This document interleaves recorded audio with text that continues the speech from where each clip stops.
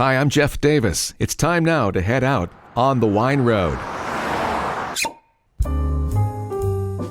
Recently, the University of California at Davis acquired the personal writings, papers, photographs, even tasting notes of wine writer Jancis Robinson. They'll be housed at the Shields Library, where interestingly, and yet not coincidentally, her longtime friend and wine writer Hugh Johnson's work is also housed. She co-authored the World Atlas of Wine with Hugh. She was the editor of the Oxford Companion to Wine.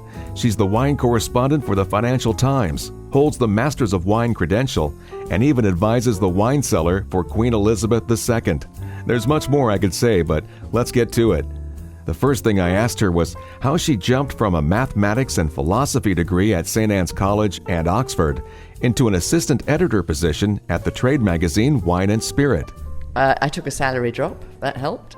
I had been working for 3 years in the travel business, then realised I didn't want to work in a great big company.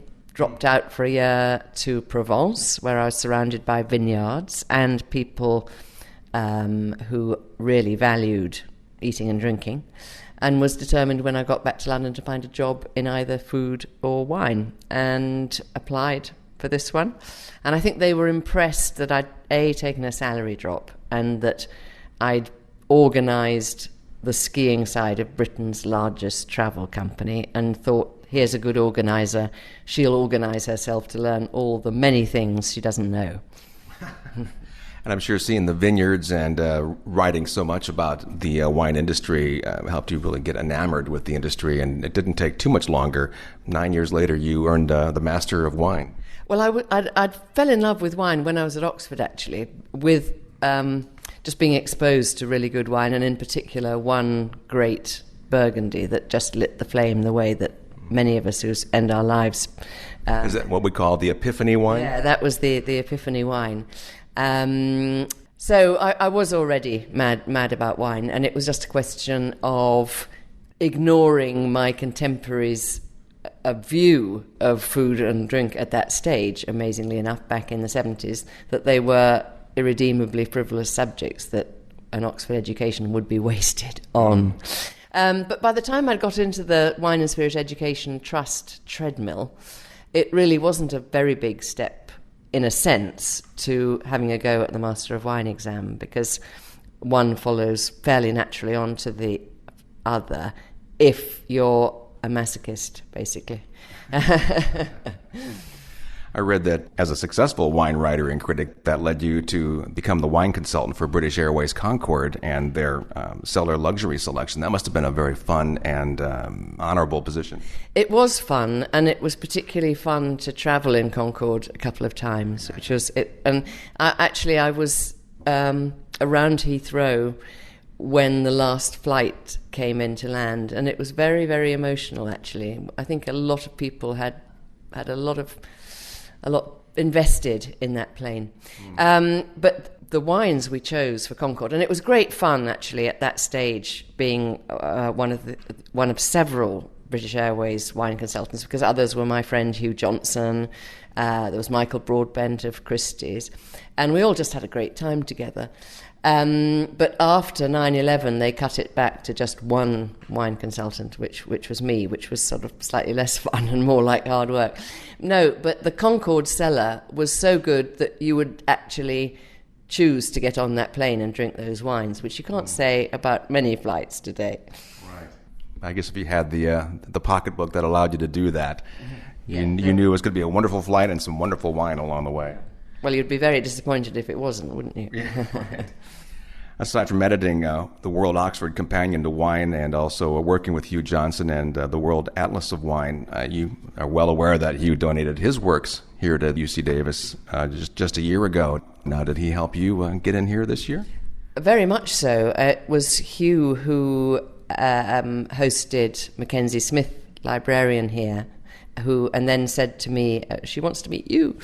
And it was all Davis's idea to acquire my papers from 41 years of work. And it was great timing because we happened to be moving house after 33 years. Wow. So they'd accumulated, and I honestly hadn't worked out what to do with them. So I'm absolutely delighted that they may be some use to people here.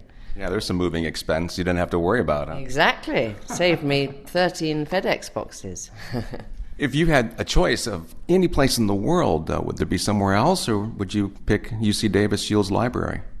Well, obviously it would make sense for them to end up somewhere where English is spoken. So that narrows the field anyway. It would be, you might say, oh, well, Oxford's where you're educated and is the name of probably the book you're arguably best known for. But Oxford has no wine faculty. It has no particular reason for a collection of notes about wine. With there already being several collections here, including Hughes, it did seem to make a great deal of sense. And, crucially, they wanted them. You're here tonight to talk about your thoughts on the evolution of wine in your 41 years that you've been in the business. And I wanted to ask you what you think is the most significant occurrence. No, I suppose I'm just aware of seeing big shifts in both consumer and producer taste over those years. For instance, when I started out, white wine was the thing, far more sought after than red wine. And Chardonnay was the height of fashion, and the world was short of Chardonnay. Can you imagine that? And then, of course, the pendulum swung towards red wines and towards a tiny handful of so-called international grape varieties. And now it's swinging very firmly away from them towards the sort of wild and woolly, more obscure varieties, varieties that perhaps withstand higher temperatures a bit better. And, of course, along with a trend such as identifying heritage tomato varieties and old apple trees and things goes a desire to look into indigenous grape varieties and recuperate them, which is fun, I think. Sure. Do you see the much publicized millennial generation's interest in the wine industry and also the consumer's interest in exploring other wine regions as kind of adding to a new renaissance for the wine industry? Yes, but I think the biggest impact is actually that of social media and all the ways that people communicate now, which has definitely eroded the arguably exaggerated power that a handful of us wine writers had at one time when consumers couldn't communicate particularly easily between each other. It wasn't me, mate. No. Oh, I just you and the media. Yes, and I think that's very healthy, actually. I mean, I've had a subscription website since 2000, which seems to go from strength to strength, and I've always loved the fact that I learn from my readers and vice versa, and I'm much more open to criticism now than I ever was, and that must be good for me, really. And it's actually just fun, We're all in it together now, rather than there just being a handful of sources of expertise who kind of handed it down loftily from a top of a mountain. Right. Yeah. It's nice to read a variety of people's opinions on certain, whether they're consumers or professionals. Yeah. Do you see a trend that is potentially harming the industry going on now that you're not terribly fond of? I think things are more or less going in the right direction. I'm very glad that the wine market is very fragmented. So unlike, say, beer, although even beer's changing, or spirits, you don't have these absolutely giant companies dominating everything. Certainly in Britain, I think less so here, we have multiple retailers, multiple distributors, and in Europe, just tens of thousands of producers, which makes the whole tapestry very rich, really. Right. Yeah, some of my favorite wines come from the boutique wineries that don't have the production distribution that the larger companies have, but sometimes you can find some magnificent wine. And people can communicate about them. They don't, you'll see all sorts of people, tweeting about something that's made a few hundred cases worth. It's a much more open, democratic world of wine today, I think.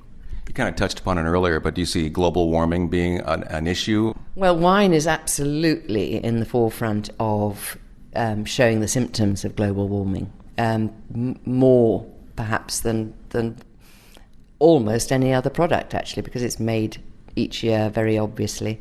And gosh, I see huge changes all over the world, both good and bad. It's fun that you can now make decent wine much nearer the poles than you ever could, and good old England is making some really quite creditable sparkling wine, for instance. And there are wine industries in Holland and Belgium and Denmark, and Canada's quality has gone zooming up.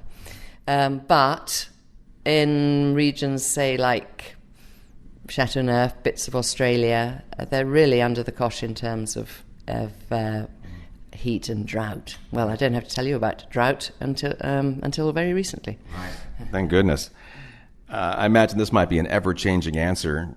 Without the thought of food, climate, or time of day, what is your favorite go-to wine or varietal? Oh, it's the huge variety of wine that turns me on, and there's never any one thing. I just love the fact that it's absolute miracle that the fermented juice of a single fruit can produce so many different tastes and styles.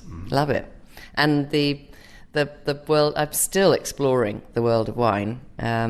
Just made my first trip to vineyards in Patagonia and Baja, actually. So, and there's still lots of places I haven't been.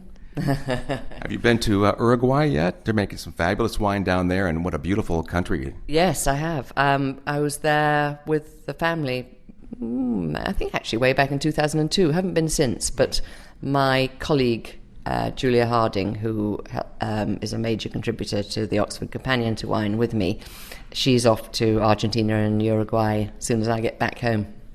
One more question. I have the book, American Wine, that you wrote with Linda Murphy. Yeah. And what did you find interesting about working on that book outside of California? Well, I think the most interesting is the funny little places, really.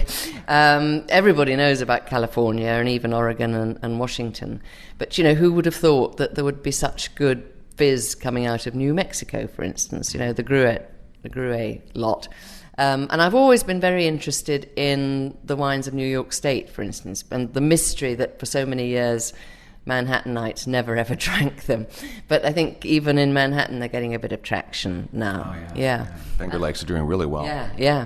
And Michigan's got its renaissance wine industry, lots of sort of interesting new varieties and things. No, it's really interesting. Thank you so much for your time. I know you have many people to talk to tonight, and I don't want to keep you any longer, but again, thanks so much. It's a great pleasure. Thank you. What a gracious woman. I could have talked with her for hours, but I knew a crowd was gathering to hear her speak, and just about that time, another wine icon, Warren Winiarski, who put Stag's Leap Wine District on the map, and Napa Valley for that matter, was entering the room. Warren was pivotal in obtaining the works of Jancis Robinson, as he donated the funds to do so. The Jancis Robinson papers on wine writing and criticism are cataloged and ready for public use at the Shields Library at UC Davis. You can learn more about her at jancisrobinson.com. If you're listening to this on iTunes or another podcast provider, you can learn more about my show at onthewineroad.com and on Facebook as well. I'm on Instagram under the name JD Wine Road and on Twitter at JD Wine Road. I'm Jeff Davis. Thanks for listening to this podcast of On the Wine Road.